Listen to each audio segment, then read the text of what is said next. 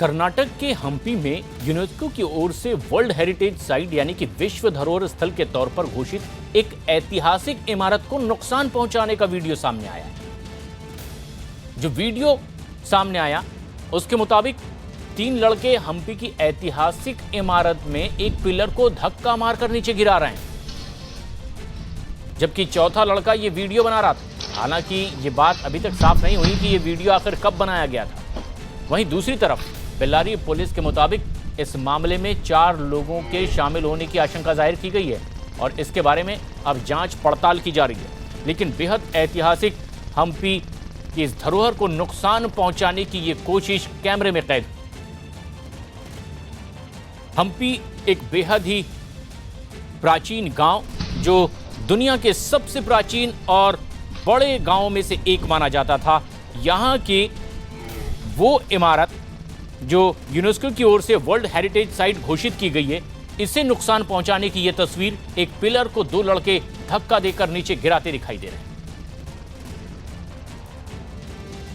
लेकिन सियासत से जुड़ी एक बेहद अहम खबर, उत्तर प्रदेश के मुख्यमंत्री योगी आदित्यनाथ की पश्चिम बंगाल में होने वाली 2 रैलियों को रद्द कर दिया गया है। दरअसल पश्चिम बंगाल की ममता बनर्जी सरकार ने योगी के हेलीकॉप्टर को उतरने की इजाजत नहीं दी, जिसकी वजह से रैली को रद्द करना पड़ा है। आज योगी आदित्यनाथ की पश्चिम बंगाल के दक्षिण दिनाजपुर और उत्तर दिनाजपुर में 2 रैलियां होनी थी। वहीं रैली रद्द होने के बाद बीजेपी समर्थकों ने दक्षिण दिनाजपुर में डीएम आवास के बाहर प्रदर्शन भी किया है।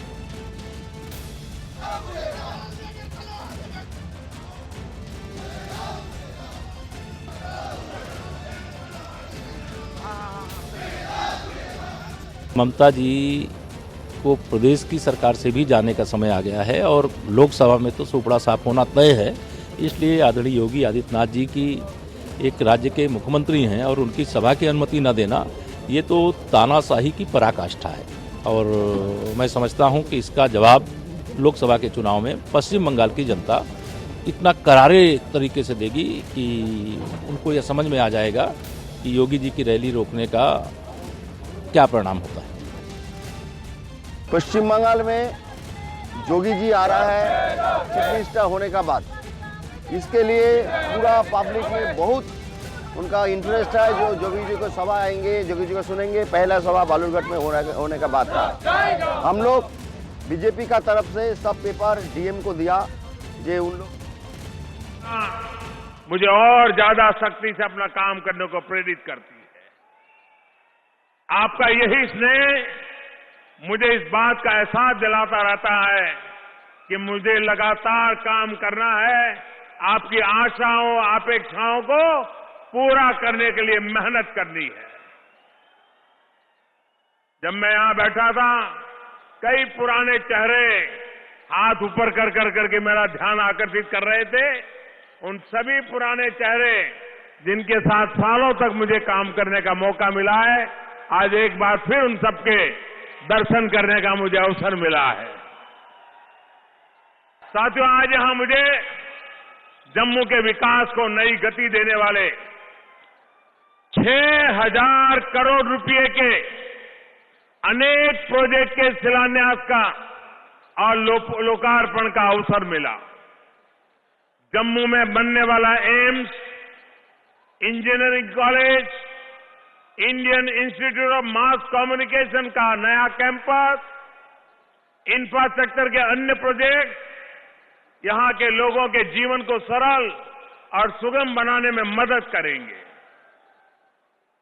भाई और बहनों, ये जो 750 बेड का अत्याधुनिक एम्स यहां बनने जा रहा है, इससे जम्मू वासियों को उत्तम स्वास्थ्य सेवाएं तो मिलेगी ही, शहर के दूसरे मेधावी छात्रों के लिए अनेक नए अवसर भी बनेंगे।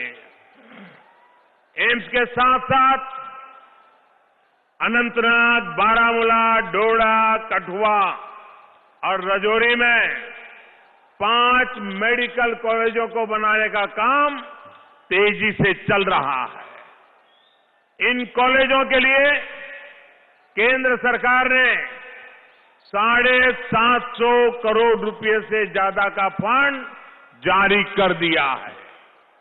इन कॉलेजों में जल्द ही पढ़ाई भी शुरू होगी।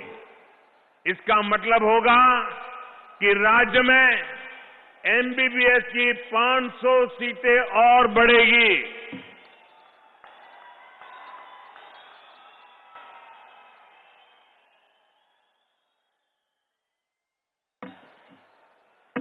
आप चाहते हैं ना मेडिकल कॉलेज में यहां के बच्चों को अवसर मिले? चाहते हैं कि नहीं चाहते हैं? सुनाई नहीं देता है? सुनाई देता है? पक्का? जम्मू कश्मीर में पिछले 70 साल में 500 ही एमबीबीएस की सीटें थी, जो भाजपा सरकार के प्रयास के बाद अब 2 गुनी से भी अधिक होने वाली है। एम्स मेडिकल कॉलेज के अलावा कठुआ का इंजीनियरिंग कॉलेज और जम्मू में Indian institute of mass communication का नया कैंपस यहां के युवा साथियों को प्रोफेशनल एजुकेशन के नए अवसर देने वाले हैं।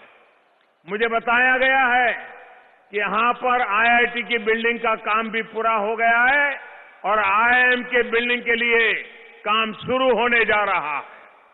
साथियों, केंद्र सरकार युवाओं को समान अवसर देने के लिए समर्पित है। हाल में एक ऐतिहासिक फैसला लेते हुए शिक्षा और सरकारी सेवाओं में सामान्य वर्ग के गरीब युवाओं को 10% आरक्षण देने का काम किया गया है।